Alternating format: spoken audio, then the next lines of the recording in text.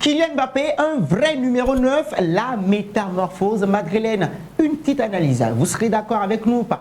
Kylian Mbappé n'est pas un numéro 9, Joselu n'a pas été remplacé, Kylian Mbappé est bien meilleur sur le côté gauche. Dès son arrivée à Madrid, le capitaine tricolore a été la cible de nombreuses critiques, mais fidèle à sa culture de l'instinct, en tout cas qui le suit depuis des années, le désormais serial buteur des Los Blancos a su faire taire les doutes maintenant grâce à une évolution marquante dans son jeu. Donc Kylian Mbappé a-t-il définitivement trouvé sa place en numéro 9 ou doit-il retrouver son rôle d'ailier? Vous partagez vos avis avec nous dans les commentaires. Et si c'est votre première fois de nous découvrir, n'oubliez surtout pas de vous abonner, de liker, de commenter et de partager pour que la vidéo soit recommandée à d'autres personnes. Nous savons bien évidemment compter sur votre clairvoyance.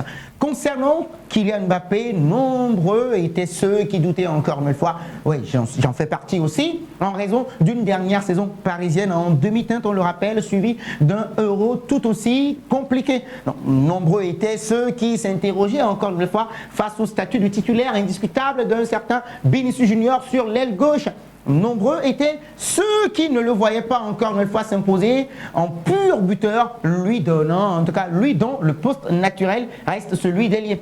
Et les premiers mois de la saison régulière n'ont guère assuré les Madridistas. Cette lourde défaite face à Liverpool, à Anfield Road, étant le symbole de ce désarroi, ou plutôt un électrochoc, car depuis décembre 2024, cette période d'adaptation, trop souvent sous-estimée par ses détracteurs, semble enfin porter ses fruits. Le natif de Bondy a trouvé son rôle et sa valeur ajoutée au cœur du jeu madrilène. Fini les doutes. Aujourd'hui, Kylian Mbappé, on le rappelle, est bel et bien le numéro 9 du Real Madrid. Et à sa manière, on vous explique.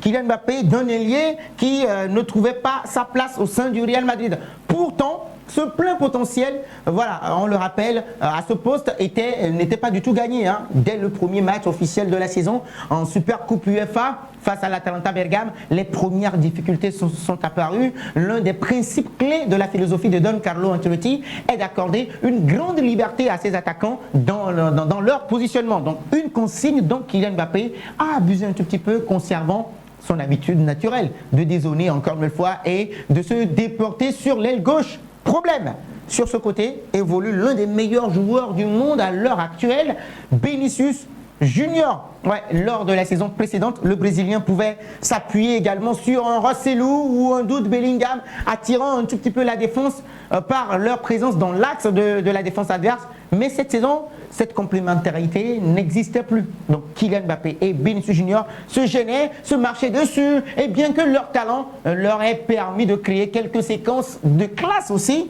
celles-ci résistaient ou bien restaient trop rares. Les adversaires du Real Madrid avaient rapidement compris que la quasi-totalité des offensives madrilènes passaient par la gauche, rendant encore une fois le bloc de l'équipe totalement déséquilibré et donc facile à défendre. Donc face à ces difficultés, Don Carlo Ancelotti a tenté d'instaurer un 4-4-2 où Kylian Mbappé et Vinicius Junior alternaient sur les ailes sans succès. La gifle reçue au Bernabéu face au FC Barcelone 4-0 a agi comme un révélateur des lacunes offensives de l'équipe. Donc une solution s'imposait, réintégrer Rodrigo Goes sur le côté droit pour équilibrer un tout petit peu l'attaque et demander maintenant à Kylian Mbappé de se comporter comme un véritable numéro 9 sans empiéter sur l'espace de Vinicius Junior. Donc une consigne claire que le Français a pleinement intégrée et a rapidement mise en application. Résultat, oui, à un véritable numéro 9. Toutefois, Kylian Mbappé n'est pas un avant-centre classique, nous le savons tous. Un pivot dominant dans les airs ou un joueur rugueux peut-être dans les duels. Il n'est pas ce genre de joueur. Il n'a pas cherché à imiter ce type d'attaquant, mais à réinventer le poste à sa manière. Bien sûr, ses prises de profondeur restent sa marque de fabrique, mais son évolution récente a surtout reposé sur un travail minutieux pour rendre son jeu encore plus difficile à contenir. Donc par exemple, les défenseurs sont habitués de devoir défendre sur un attaquant qui fait de multiples attaques. Mais le Kylian Mbappé de 2025, il a son arsenal, l'art du décrochage. Désormais, il navigue intelligemment entre les lignes, semant le doute dans l'organisation défensive de l'équipe adverse. Qui doit maintenant monter sur lui? Les centraux ou peut-être les milieux? Donc pendant que la défense hésite, lui, il accélère. Et le jeu, grâce à des remises rapides, en une touche, deux touches, mais c'est sans le ballon que sa progression est la plus impressionnante. Ses appels lointains, souvent imprévisibles également, préviennent ou en tout cas prennent fréquemment les défenseurs de vitesse. Donc dans la surface adverse, il a compris à se faire oublié et à réapparaître à un bon moment. On se rappelle du but, son dernier but le week-end dernier face à Villarreal, qui illustre parfaitement voilà, tout ce dont nous parlons dans la surface de réparation. Donc grâce à ces ajustements, Kylian Mbappé s'est mué en un véritable numéro 9 et les chiffres parlent pour lui.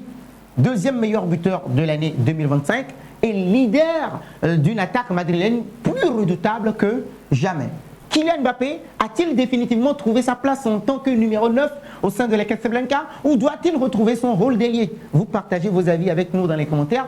Et si c'est votre première fois de nous découvrir, n'oubliez surtout pas de vous abonner, de liker, de commenter et de partager pour que la vidéo soit recommandée à d'autres personnes. Merci à vous.